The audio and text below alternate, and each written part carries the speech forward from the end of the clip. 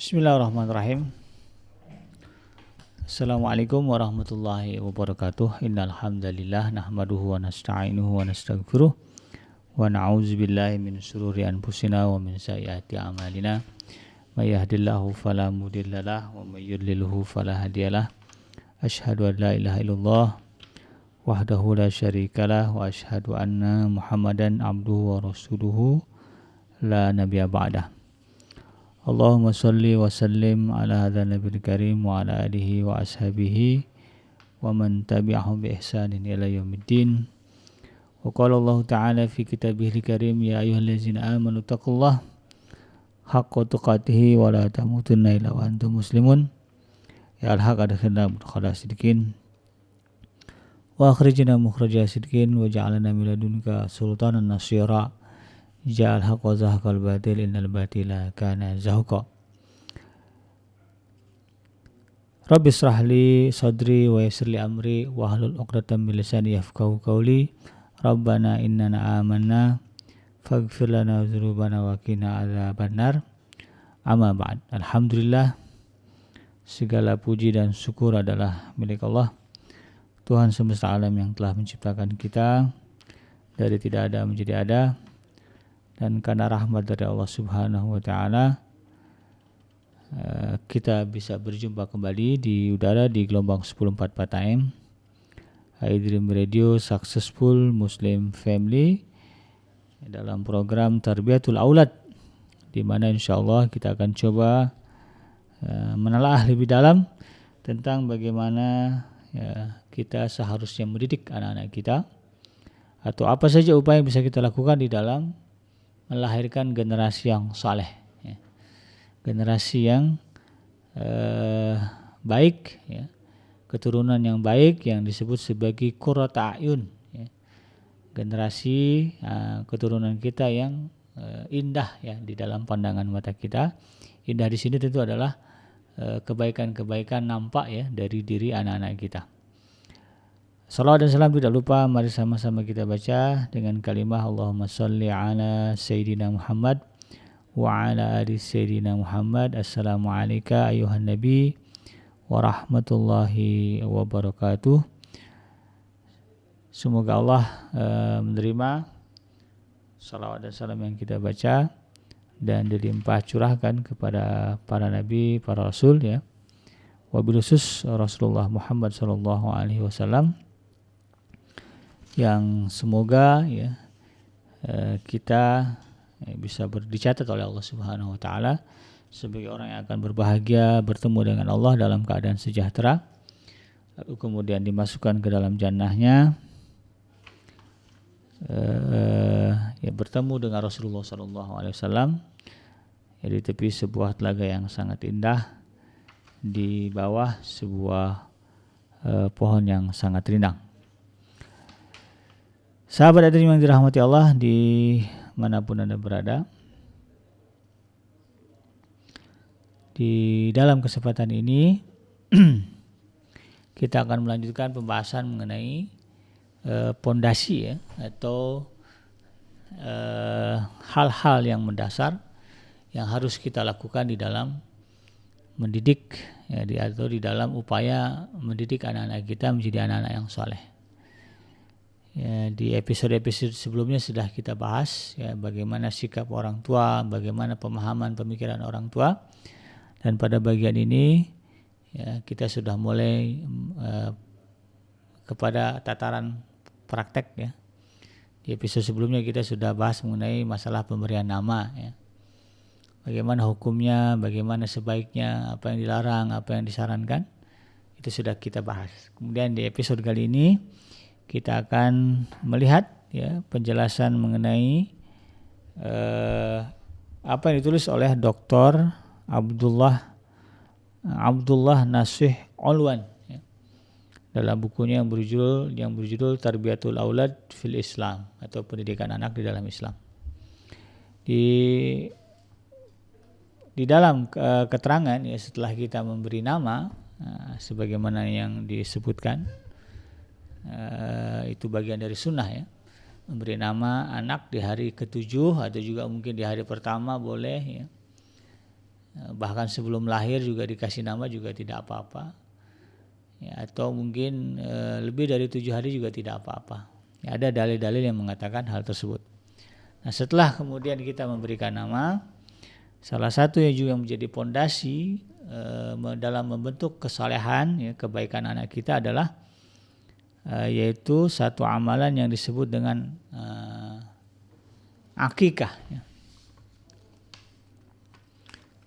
Akikah ini, ya, sebagaimana kita ketahui, ya, secara bahasa artinya memutus. Ya. Misalnya seorang anak telah mengakikahi kedua orang tuanya, artinya jika ia telah memutuskan, ya, artinya ia telah memutuskan atau durhaka kepada kedua orang tuanya. Jadi secara bahasa, ya, sebetulnya akikah itu artinya memutus. Kalau di dalam redaksi diarahkan kepada orang tua, ketika orang mengatakan, ya, saya mengakikahi kedua orang tua misalnya, itu secara bahasa artinya durhaka, ya. Tetapi tentu di dalam makna syar'i akikah di sini sudah ada kekhususan, yaitu menyembelihkan kambing karena kelahiran anak pada hari ke-7 dan dari kelahirannya. Nah, ini yang menjadi pemahaman atau definisi dari akikah. Lalu bagaimana sebetulnya hukum menyembelihkan kambing, ya, bagi anak-anak yang di hari kelahirannya, yaitu di hari ke-7 kelahirannya, atau bagaimana sebetulnya hukum akikah itu, ya. Di dalam pembahasan masalah fikih mengenai akikah ini, Dr. Abdullah Nasih Alwan sampai pada sebuah kesimpulan bahwa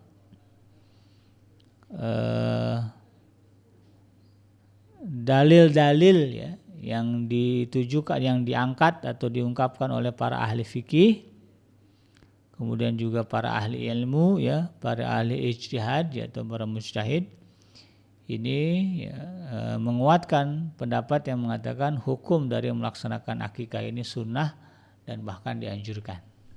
Sunnah bahkan dianjurkan. Karena nanti kan ada 3, ada yang mengatakan itu sunnah, dilakukan tidak apa-apa, tidak dilakukan juga tidak apa-apa. Nah, kemudian pendapat kedua ada yang mengatakan wajib, wajib begitu, ya. Nah, kemudian yang ketiga ada yang mengatakan bahkan itu adalah perbuatan yang tidak disukai Nabi. Ya. Kalau yang pertama sunnah, yang kedua wajib, yang ketiga ini pada posisi mengatakan perbuatan itu malah bid'ah, ya, tidak disukai Nabi.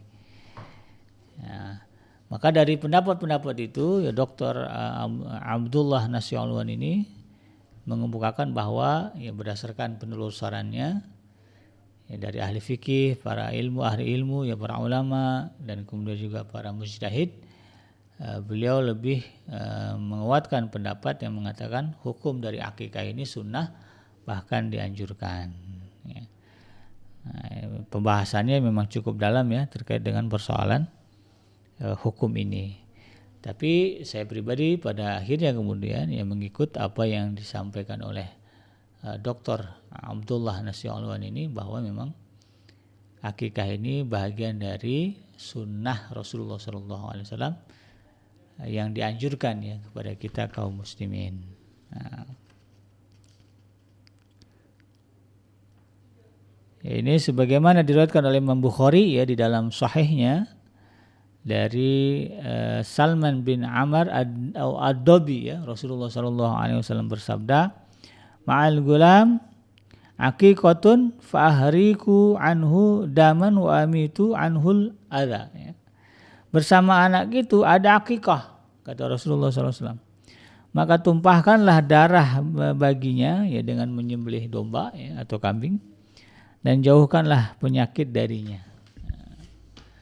Dan diriwayatkan oleh Ashabus Sunan dari hadis Samurah, Rasulullah SAW bersabda, kullu ghulamin rahina. Nah, ya, setiap anak itu, kata Rasulullah, berada dalam status tergadai, atau digadaikan, bi'aqiqatihi, ya, dengan akikahnya, ya, tuzbahu anhu yauma sabi'i, ya, Maka kemudian kata Rasulullah ya, akikahnya itu adalah disembelihkan ya, bagi si anak yang baru lahir itu pada hari ketujuhnya, wa yusamma fihi, lalu kemudian diberi nama, wa yuhlaku ra'suh ya, lalu kemudian rambutnya dicukur atau dibotak.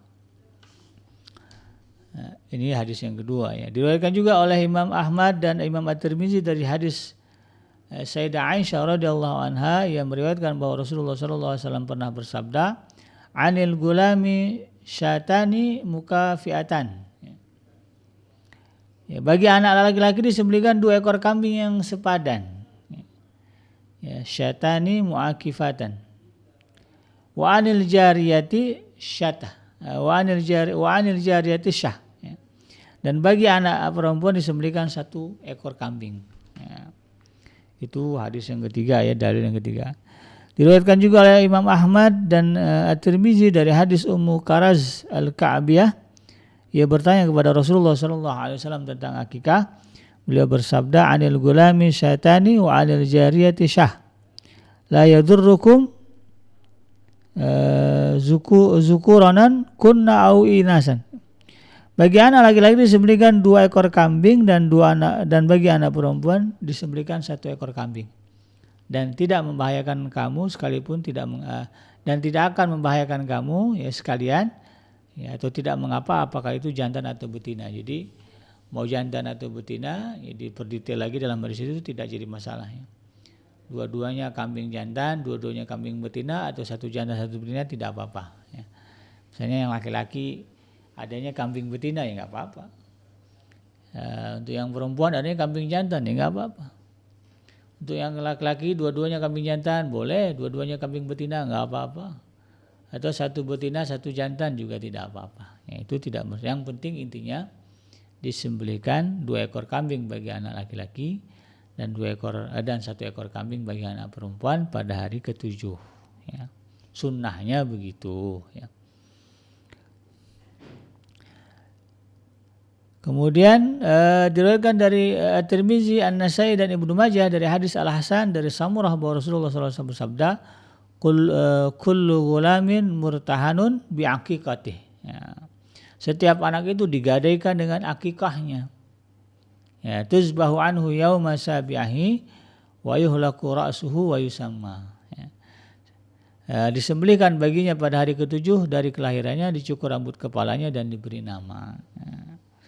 Jadi ini pendapat yang menguatkan untuk dilaksanakannya akikah ya, atau menyembelih kambing atau domba bagi anak-anak yang baru lahir, ya, laki-laki 2, perempuan 1. Ya. Nah, ini dalil yang umum ya. Ada juga yang mengatakan diwajibkan. Ya, ini wajibkan ini sebagaimana mereka yang memegang pendapat tentang wajibnya akikah ini adalah Al-Hasan Basri ya. Ada juga Al-Laits bin Sa'ad ya. Dan selain keduanya juga ada ya yang mengatakan akikah ini wajib ya. Dan mereka berhujah dengan hadis dari Buraidah dan Ishaq bin Rahawih. Ya, ini disebutkan oleh Dr. Abdullah Nasilwan, hadisnya dhaif ya. Ya, di mana bunyi hadisnya katanya begini ya, innan nas yu'radu yaumal qiyamati ala haqiqati kama yu'raduna ala salawatil khams. Nah, kelak ya nanti manusia pada hari kiamat akan ditampakkan kepada hakikahnya sebagaimana akan ditampakkan kepadanya ibadah salatnya. Jadi ini hadis yang digunakan mereka yang mengatakan hukumnya wajib ya. Tapi hadis ini kemudian ditelusuri oleh Dr.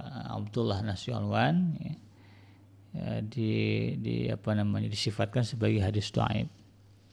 Ada juga yang menolak ya, menolak disyariatkannya akikah ya, atau tidak diterima atau ya tidak boleh, itu tidak ada lah itu katakanlah. Tidak ada itu akikah gitu.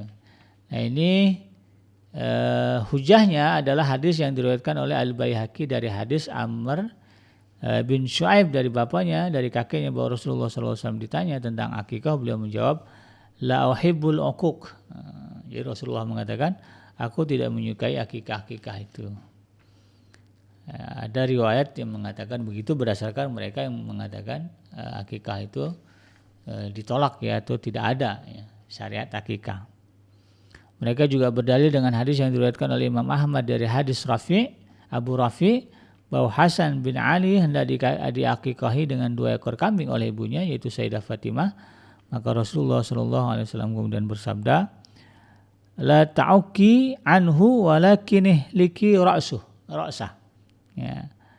Fatasaddaqi biwaznihi minal warik ay minal fiddah thumma wulida al-Husain fasana'at misla zalik. Ya. Janganlah kamu mengakikahinya, kata Rasulullah ya, kepada Sayyidah Fatimah ketika itu, tapi cukurlah rambut kepalanya, kemudian bersedekahlah dengan perak dari hasil timbangannya. Ini ucapan Rasulullah kepada Sayyidah Fatimah. Ya. Lalu kemudian lahirlah Sayyidina Husain ya. Kemudian Sayyidah Fatimah melakukan apa yang diperintahkan oleh Rasulullah SAW. Ya, itu berbicara pendapat ya. Mau yang mana ya terserah kepada Anda ya, mau berpegang kemana. Kalau saya berpegang kepada keumuman ya, dalil yang mengatakan bahwa akikah itu disunnahkan. Ya, kalau bicara sunnah berarti jangan bergeser ya menjadi wajib. Ya, itu. Kalau wajib nanti jadi beban, kan tidak semua orang kemudian memiliki kesanggupan untuk menyembelih atau membeli hewan akikah ya. Bahkan kurban yang lebih utama pun, yang lebih kuat dalilnya ya, banyak orang yang nggak sanggup begitu. Apalagi kemudian akikah. Ya, jadi ini sifatnya adalah sunnah. Ya. Mereka yang punya kemampuan, kesanggupan, ya maka disarankan untuk melakukan akikah ini atau menyembelihkan seekor atau 2 ekor kambing ya bagi kelahiran anak. Nah, kapan akikah ini dilaksanakan? Ya, Dr. Abdullah Nasuh Alwan juga menerangkan di sini ya, bahwa disebutkan sebelumnya dari hadis Samurah dari Rasulullah SAW, di mana beliau bersabda, al-ghulamu murtahanun bi aqiqatihi yudhbahu anhu yauma sab'i wa yusamma. Ya. Setiap anak itu digadaikan dengan akikahnya dan disembelihkan baginya pada hari ke-7 dari kelahirannya, dicukur rambut kepalanya dan diberi nama. Ya, jadi dari situ sudah jelas ya, kalau berbicara waktu ya, kalau ikut sunnah ya, ikut sebagaimana arahan dari hadis itu ya, adalah hari ke-7 ya, di hari ke-7. Nah tentu kalau berbicara kenapa di hari ke-7, jadi hadis tersebut memiliki faedah bahwa waktu yang disunahkan untuk menyembelih hewan akikah adalah pada hari ke-7 dari kelahiran.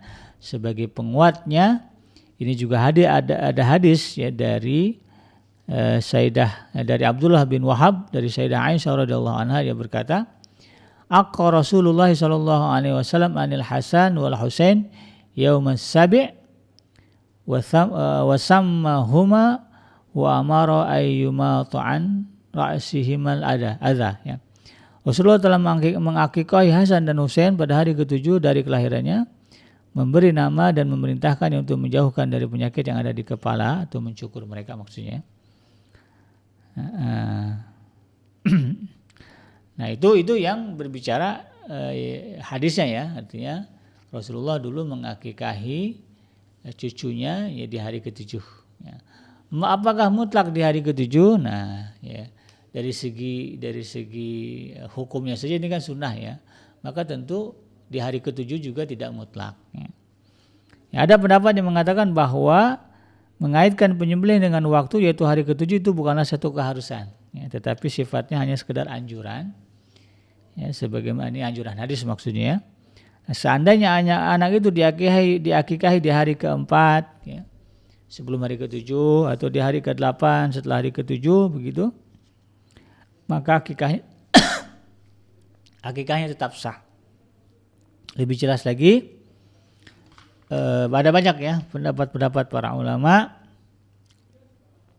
yang kemudian menjadikan beberapa dalil tentang hujah boleh akikah itu tidak dilakukan di hari ke-7 ya. Kadang-kadang sebulan ya baru ada uangnya kemudian diakikahkan, atau mungkin kadang-kadang setengah tahun ya, anaknya udah setengah tahun, anaknya setahun, udah bisa jalan anaknya gitu kan, udah bisa lari, udah bisa minta jajan gitu, barulah kemudian kekumpul uangnya, baru bisa diakikahkan. Tidak mengapa dan dibolehkan.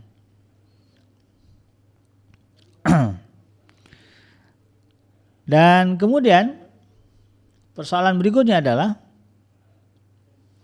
ini sebagai sebuah kesimpulan juga ya, terkait dengan waktu tadi ya. Jadi Dr. Nasiulwan mengatakan bahwa sebagai sebuah kesimpulan ya, beliau berpendapat bahwa orang tua jika ia mampu mengakikahi anaknya pada hari ke-7 maka itu lebih utama, sebagaimana yang dikerjakan oleh Rasulullah SAW. Jika ia belum mampu maka boleh ia laksanakan kapan saja, sebagaimana penjelasan Imam Malik dalam perkara penyembelihan akikah tersebut ya, terdapat kelonggaran dan kemudahan ya, karena pada prinsipnya kata Dr. Nasiulwan ya, sebagaimana disebutkan dalam surah Al-Baqarah ayat yang ke-185, yuridullahu bikumul yusra wala yuridu bikumul usra. Allah menghendaki kemudahan bagimu dan tidak menghendaki kesukaran bagimu. Jadi prinsipnya agama itu, syariat agama ini ya, pada dasarnya Allah menghendaki kemudahan di dalam syariat, dan Allah tidak menghendaki kesukaran dan kesulitan. Makanya kan di dalam Islam itu banyak rukhsah ya, banyak keringanan ya, banyak kelonggaran-kelonggaran yang diberikan ya. Nah, termasuk juga dalam bab akikah ini. Bahkan ditegaskan di dalam surah Al-Hajj ya, wa ma ja'ala 'alaikum fid dini min kharaj ya. Kami tidak menjadikan bagi di dalam agama ini, dalam syariat agama ini sesuatu yang kemudian membuat sempit. Nah, jadi itulah prinsip syariat atau ajaran Islam. Nah kemudian apakah akikah anak laki-laki sama dengan anak perempuan? Ya, di dalam hadisnya kan tadi jelas ya, bahwa untuk anak laki-laki disembelihkan 2 ekor kambing, untuk anak perempuan disembelihkan 1 ekor kambing ya. Sebagaimana yang diriwayatkan oleh Ibnu Abi Syaibah dari Sayyidah Aisyah radhiyallahu anha, amarana Rasulullah sallallahu alaihi wasallam an nu'ikka 'anil ghalami syatani wa 'anil jariyati syah. Rasulullah telah memerintahkan kepada kami untuk mengakikahi anak laki-laki 2 ekor kambing dan anak perempuan 1 ekor kambing. Nah, maka dari hadis-hadis yang menyebutkan jumlah itu ya, antara laki-laki dan perempuan. Nah, jadi ada 2 hal penting. Yang pertama, anak laki-laki dihukumi sama dalam hal mengakikahi perempuan. Di dalam hal mengakikahi ya. Jadi anak laki-laki dihukumi sama dalam hal mengakikahi. Yang kedua, melebihkan salah satunya, yaitu untuk bayi laki-laki 2 ekor kambing dan untuk perempuan 1 ekor. Nah, jadi melebihkan salah satu dari keduanya itu adalah berdasarkan lahiriah hadis yang disebutkan juga merupakan pendapat Ibnu Abbas ya, dari Sayyidah Aisyah, dan juga mayoritas hadis ahli ilmu dan ahli hadis. Sedangkan pendapat mazhab Imam Malik bahwa akikah untuk anak laki-laki 1 ekor kambing. Tatkala beliau ditanya berapa yang harus disembelih atas kelahiran anak laki-laki dan perempuan, beliau menjawab 1 anak laki-laki disembelihkan 1 ekor kambing, sedangkan perempuan juga disembelihkan 1 ekor kambing. Jadi ada yang menyamakan ya, untuk laki-laki dan perempuan 1 ekor, sama-sama 1 ekor ya. Nah pendapat tersebut ya didasarkan oleh hadis-hadis yang diriwayatkan oleh ada hadis dari Abu Daud, kemudian hadis yang diriwayatkan oleh Ja'far bin Muhammad dari ayahnya, kemudian ada hadis yang diriwayatkan Imam Malik ya, dari Abdullah bin Umar. Jadi jumlah akikahnya sama. Di dalam hal ini ada yang menyamakan jumlah akikah ya, adalah anak laki-laki dan perempuan. Ada yang kemudian membedakan ya, antara anak laki-laki dan perempuan. Nah, dalam hal ini kemudian Dr. Nasiulwan mengatakan, kesimpulannya adalah bahwa orang yang diberi rezeki dan kenikmatan dari Allah hendaklah yang menyembelihkan untuk anak laki-laki 2 ekor dan untuk anak perempuan 1 ekor. sebagaimana ditetapkan oleh Nabi dalam urusan melebihkan di antara keduanya. Maka siapa yang kondisi ekonominya lapang ya, atau mungkin berada di pertengahan atau di bawah standar, maka cukuplah baginya menyembelihkan 1 ekor. Jadi kalau yang ekonominya bagus, lapang, ya uangnya banyak, ya bagus lah ya, sembelihkan 2 ekor. Wah, saya tamunya banyak, ngundangnya gitu ya. Yang mau ngakikain presiden ya, yang diundang menteri, gubernur, wah datang gitu. Ya nggak apa-apa, sembelihnya tetap 2 ekor ya. Yang lainnya disembelih juga untuk jamuan ya, untuk hidangan. Tidak kemudian diniatkan disembelihkan 100 ekor kambing misalnya, enggak ya, tetap sunnahnya 2 paling banyak. Selebihnya itu bagian dari sedekah, bukan dari akikah. Nah kalau yang misalnya nggak sanggup, apalagi baru sekarang seperti sekarang ya, situasi pandemi ya, kemudian menyebabkan gelombang PHK. Ada orang tua yang memang sebetulnya pengennya 2, tapi ini kalau dipaksain 2 gitu kan, besok nih cicilan motor nggak kebayar misalnya ya, listrik nggak kebayar nih, nah, maka boleh 1 ya, tidak masalah. Tidak mengapa disembelihkan 1 ekor kambing, laki ya, dan juga perempuan disama gitu. Yaitu kembali kepada prinsip itu tadi bahwa Allah Subhanahu wa taala menghendaki kemudahan di dalam urusan agama. Ya, dan ya itu kembalilah hukumnya kepada apa yang disepakati oleh para ulama. Nah, apabila ada yang menanyakan kenapa Islam membedakan jumlah akikah lelaki dan perempuan, ya, tadi kan ada yang disebut dalam hadisnya akikah anak laki-laki 2, akikah anak perempuan 1. Ya. Kenapa nggak sama aja? Kenapa harus beda gitu ya? Nah, Dr. Abdullah Nasilwan kemudian memberikan penjelasan. Jadi ini ada beberapa jawaban ya, terkait dengan pertanyaan ini. Yang pertama, seorang muslim hendaknya mematuhi apa saja yang diperintahkan dan dilarang dalam agama Islam. Ya Rasulullah mengatakan 2 ya 2, ya Rasulullah katakan 1 ya 1. Allah perintah sembelih ya sembelih, Allah perintah sedekah ya sedekah gitu ya. Sebagaimana Allah Subhanahu wa taala berfirman, "Fala wa rabbika la yu'minuna hatta yuhaqqimuka fima shajara bainahum thumma la yajidu fi anfusihim harajan mimma qadaita wa yusallimu taslima." Surah An-Nisa ayat yang ke-65. Maka demi Rabbmu, mereka pada hakikatnya tidak beriman hingga mereka menjadikan kamu hakim terhadap perkara yang mereka perselisihkan. Kemudian mereka tidak merasakan dalam hati mereka sesuatu keberatan terhadap putusan yang kamu berikan, dan mereka menerima dengan sepenuhnya. Jadi konsep ya, beriman yang sebenarnya di dalam Islam adalah kepatuhan kita kepada segala apapun yang diperintahkan oleh Allah dan Rasul-Nya. Ya, makanya kalimatnya sami'na wa ata'na, kami dengar, kami taat. Ya, bukan sami'na wa asaina, kami dengar tapi kami cuek. Nah, itu enggak boleh ya. Nah, dikarenakan juga bahwa perbedaan jumlah akikah antara laki-laki dan perempuan telah diterangkan di dalam hadis-hadis Rasulullah SAW, bahwa Rasulullah ya pada keumuman hadis yang menyebutkan akikah itu sunnah ya, Rasulullah menyebutkan 2 untuk laki-laki dan 1 untuk perempuan. Jadi prinsipnya ya kan 1. Ya kalau ditanya kenapa sih mesti beda? Ya karena memang kita mematuhi perintah Allah dan Rasulnya. Kalau kata Rasulullah 3 ya kita 3 juga gitu. Tapi Rasulullah menyebutkan 2 untuk anak laki-laki dan 1 untuk anak perempuan. Yang kedua, bisa jadi yang menjadi inti hikmah secara logika dalam melebihkan jumlah sembelihan anak laki dan anak perempuan ya, dalam akikah ini. Nah, ini kata Dr. Abdullah Nasilwan, untuk menampakkan kelebihan laki-laki dibandingkan kaum perempuan dari segi pemberian Allah ya, berupa kekuatan fisik ya, dan juga beban ya, berupa tanggung jawab mengayomi keluarga dan memberinya keistimewaan berupa keseimbangan perasaan. Ya, kalaupun lelaki dan perempuan sama-sama kemanusiaannya, ya kan sama-sama manusia ya. Tetapi kemudian Allah Subhanahu wa taala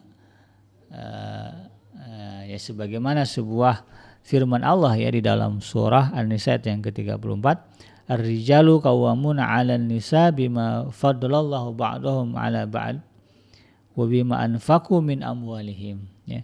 Kaum laki-laki itu adalah pemimpin bagi kaum wanita oleh karena Allah telah melebihkan sebagian mereka laki-laki sebagian yang lain yaitu wanita, dan karena mereka laki-laki telah menafkahkan sebagian dari harta mereka. Jadi sekalipun sisi kemanusiaannya sama ya, sama-sama manusia, sama-sama tinggal di bumi ya, sama-sama lahir dari rahim ibu ya, sama-sama anak keturunan, ada banyak samanya deh ya.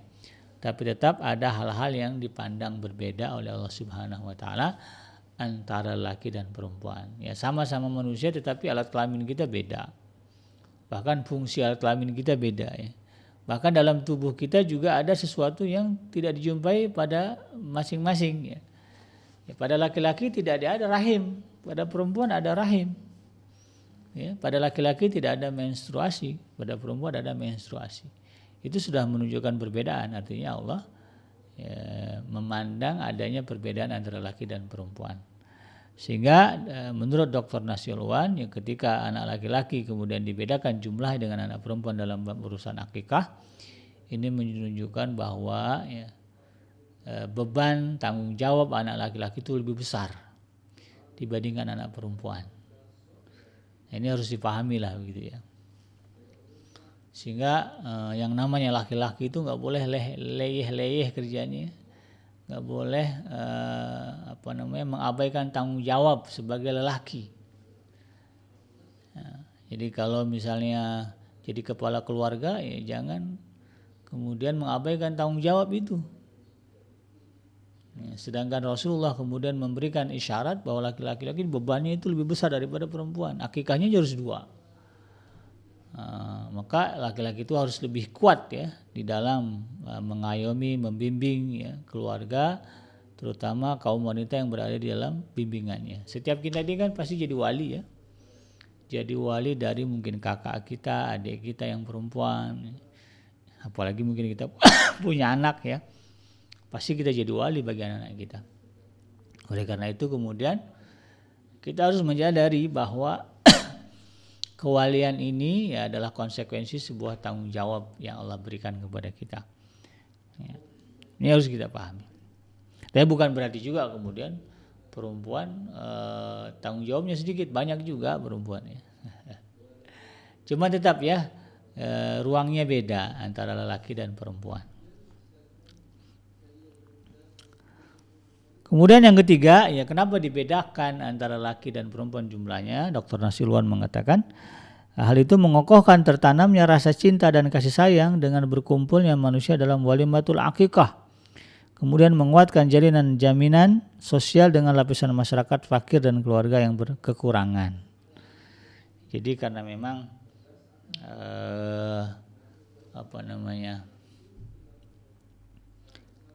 kalau dilebihkan ya jumlahnya ya, sehingga kemudian adalah ya terbentuk satu perasaan ya, satu ikatan di tengah-tengah masyarakat begitu ya. Kalau jumlah akikahnya yang laki-laki dilebihkan begitu kan. Nah, ini kan juga di satu sisi dagingnya kan jadi banyak begitu ya. Dagingnya jadi banyak sehingga kalau kita ngundang orang ya yang diundang juga jadi bisa lebih banyak ya untuk makan.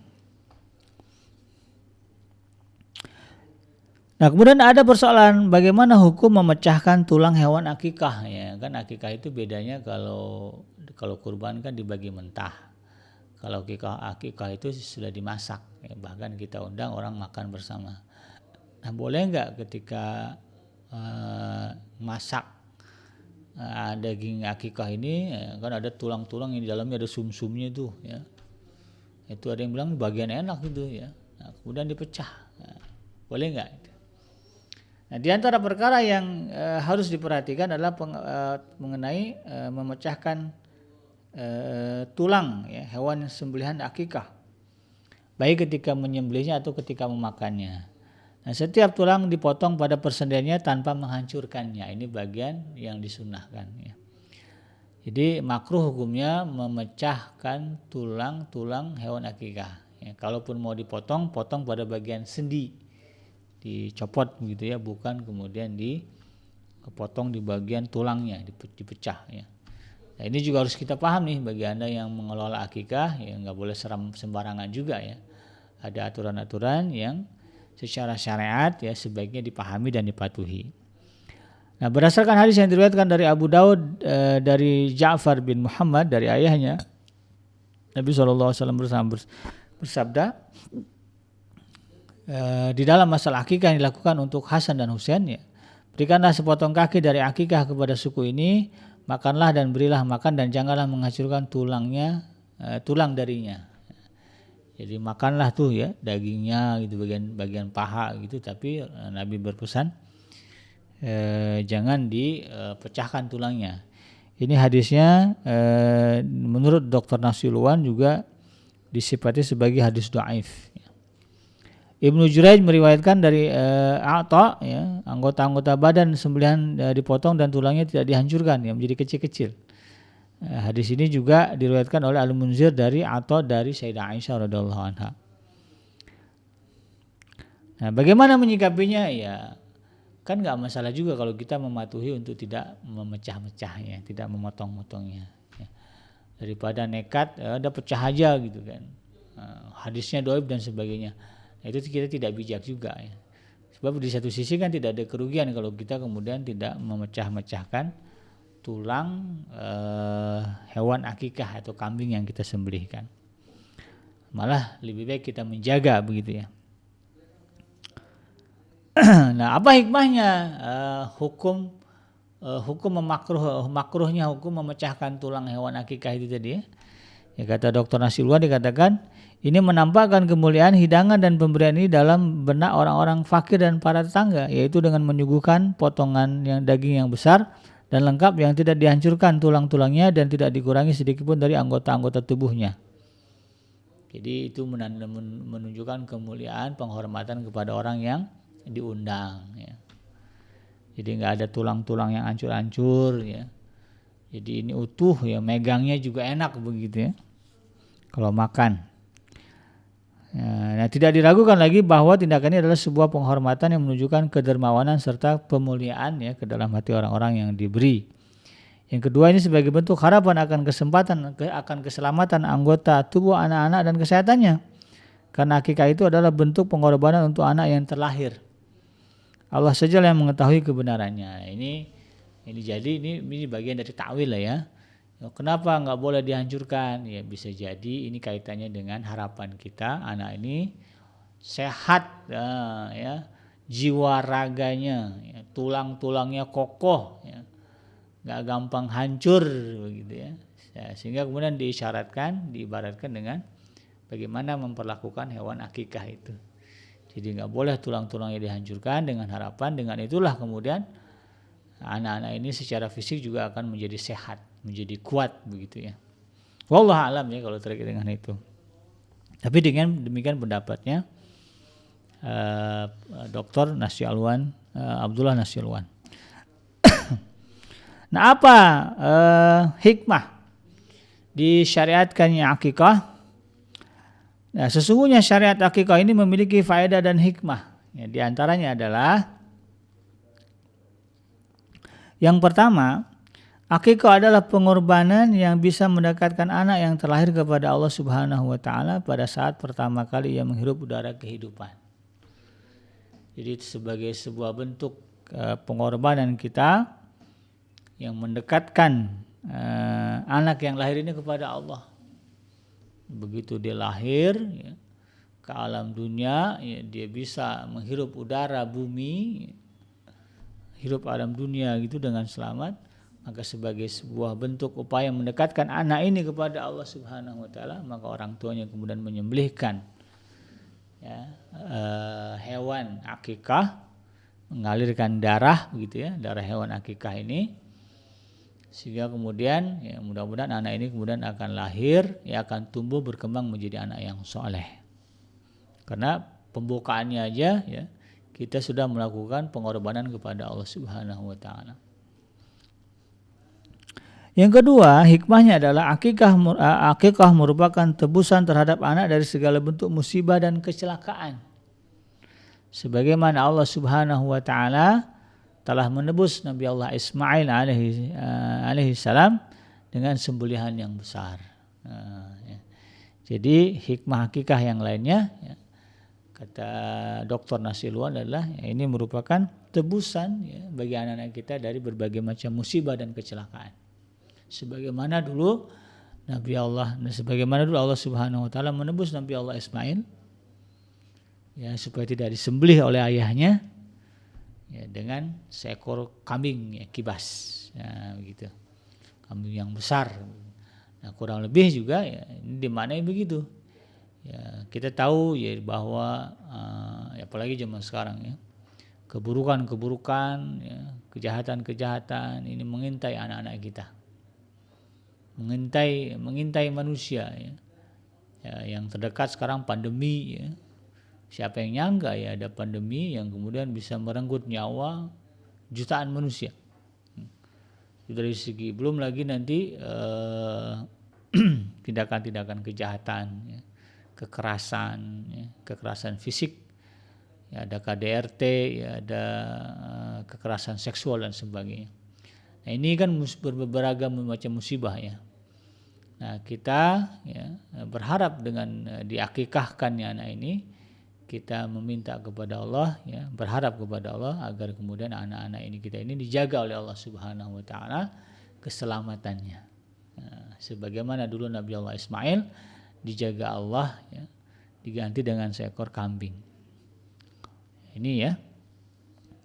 Yang ketiga, hikmahnya adalah akikah adalah bayaran seorang anak untuk bisa memberikan syafaat bagi kedua orang tuanya nanti di akhirat. Jadi ketika anak ini tahu, oh, orang tua saya dulu mengakikahkan saya. Ketika dia lahir, ya, ketika saya lahir, sebagai bentuk rasa syukur, ya, dia mencarikan kambing, padahal mungkin ketika itu secara ekonomi, ya, pas-pasan begitu, tapi karena rasa cinta dan sayangnya kepada kita anaknya, maka kemudian dia berusaha menyembelihkan, ya, menjalankan syariat agama. Maka ini kemudian, ya, diharapkan menjadi sebuah kesadaran bagi setiap anak, ya, ketika nanti orang tuanya, ya, terombang-ambing, ya, di dalam keputusan Allah Subhanahu wa taala antara surga dan neraka, maka kemudian anak tampil meminta kepada Allah Subhanahu wa taala agar kemudian, ya, si orang tuanya, ya, ibu bapaknya ini yang telah mengasihinya di waktu kecil, dengan dibuktikannya dengan melakukan akikah, ya, diampuni dosa-dosanya, lalu kemudian dimasukkan ke dalam surga, ke dalam jannah bersama si anak. Ya, kan orang tua itu kan nyembelihin akikah dengan harapan anaknya jadi soleh, gitu. Ternyata tumbuh jadi anak soleh, orang tuanya kan banyak orang tua yang kadang-kadang, saya yang penting anak baik deh, ya. Kan banyak anak orang tua yang berpikir kamu jangan kayak bapak, gitu, ya. Nah, ya, sehingga kemudian anaknya itu dididik sedemikian rupa. Ya, rupanya di mata Allah, ya, itu bukan yang benar, ya. Bukan berarti kalau anak baik lalu kemudian orang tua, ya, boleh tidak baik, begitu, ya. Ya, tidak ada ceritanya begitu, kan. Maka ternyata begitu di yaumul mahsyar, ya, posisinya itu tadi, ya, berada di fi khufratin minan nar, ya, berada di tepi jurang neraka karena dosa dan kesalahannya, begitu, ya. Maka datanglah anak soleh ini, ya, lalu dia berdoa kepada Allah, ya Allah, ibu bapak saya saksinya, saya diakikahkan, begitu, ya. Maka aku minta kepadamu, ya Allah, ampuni dosa-dosanya, sehingga kemudian menjauhkan, ya, orang tuanya dari jurang neraka. Yang keempat, hikmah akikah adalah menampakkan kegembiraan dan sukacita dengan cara melaksanakan syariat Islam. Dengan terlahirnya keturunan seorang mukmin, maka akan menambah jumlah umat Nabi Muhammad SAW nanti. Ya, Rasulullah itu paling bangga dengan jumlah umatnya. Maka sebagai bentuk sukacita kita, ya, bertambahnya seorang muslim, ya, dari rahim istri kita, ya, dari benih kita sebagai ayahnya, maka sebagai bentuk sukacita itu, kita sembelihkan akikahnya. Ya kita undang tetangga-tetangga untuk kemudian sama-sama menikmati hidangan akikah itu. Nanti di akhirat ya ketemu sama Rasulullah ya jadi bukti itu. Wahai Rasulullah, ya berilah saya syafaat, begitu kan? Kenapa? Ya dulu ketika anak itu lahir saya gembira karena telah bertambah seorang muslim ke alam dunia yang menjadi umatmu. Maka kemudian saya kasih dia, saya sebagai wujud sukacita saya, kemudian saya buat akikah. Saya sembelihkan kambing, saya undang orang untuk makan. Maka ketika kalaulah dia berada di tepi jurang neraka, dia minta kepada Rasulullah diberikan syafaat. Diberikan syafaat. Karena bisa jadi anaknya ternyata tidak sesoleh yang diharapkan gitu ya. Maka minta kepada Rasulullah SAW agar diberikan syafaat. Ya. Rasulullah kan bangga itu tadi ya dengan banyaknya jumlah umat beliau.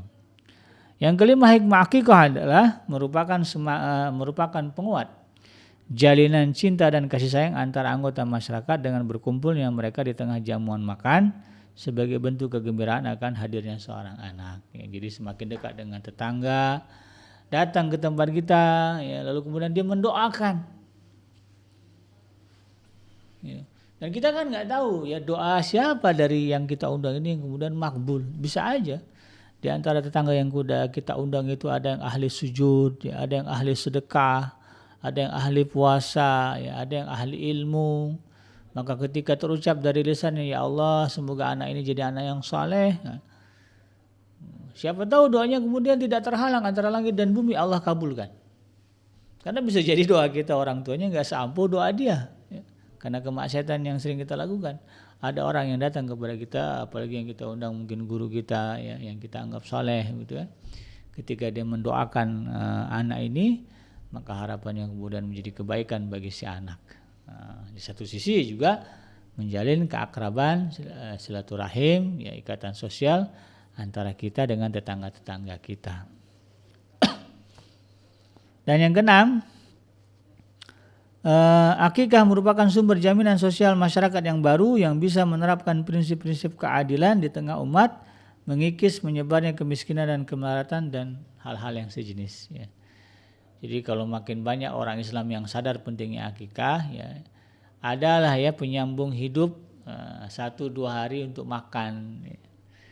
Aduh mungkin ada orang tetangga kita, aduh bingung hari ini makan apa, di mana nggak ada nasi nggak ada lauk, tahu-tahu datang undangan akikah. Ya.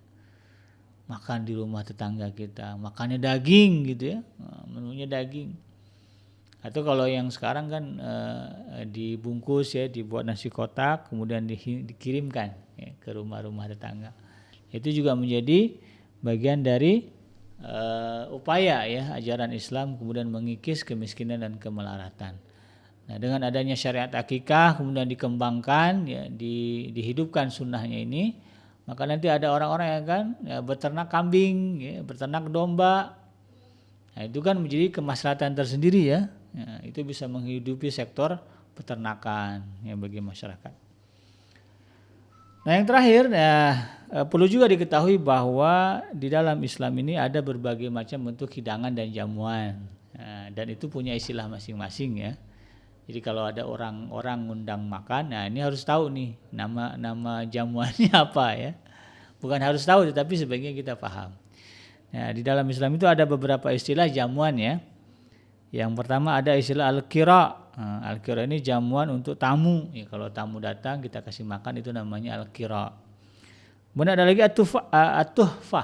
At-tuhfah ini jamuan untuk pengunjung. Kita ngadain acara di aula ada apa, kemudian ada orang datang ya karena undangan kita pengunjung itu ya atau stand-stand pameran ya atau datang ke gerai bisnis kita ya kita sediakan kemudian dia hidangan atau jamuan itu namanya at-tuhfah. Ada lagi al-khurs. Nah, ini jamuan pada waktu kelahiran. Nah, ya. Jadi waktu begitu anak itu lahir hari pertama, seneng nih. Maka dibuatlah jamuan, namanya disebut al-khurs. Ya.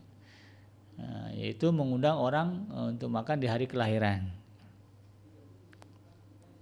Kemudian ada lagi al-ma'dubah, yaitu jamuan undangan. Ya, pokoknya kalau undang orang dikasih makan itu namanya ad-dubah. undang apa aja lah begitu ya, undang rapat, undang arisan gitu ya, namanya al-ma'dubah. Ada lagi al-walimah. Nah, al-walimah ini khusus jamuan pernikahan. Ya, kalau orang nikah kemudian makan-makan, nah acara makannya itu disebut istilahnya adalah al-walimah ya. Kemudian ada lagi al-aqiqah.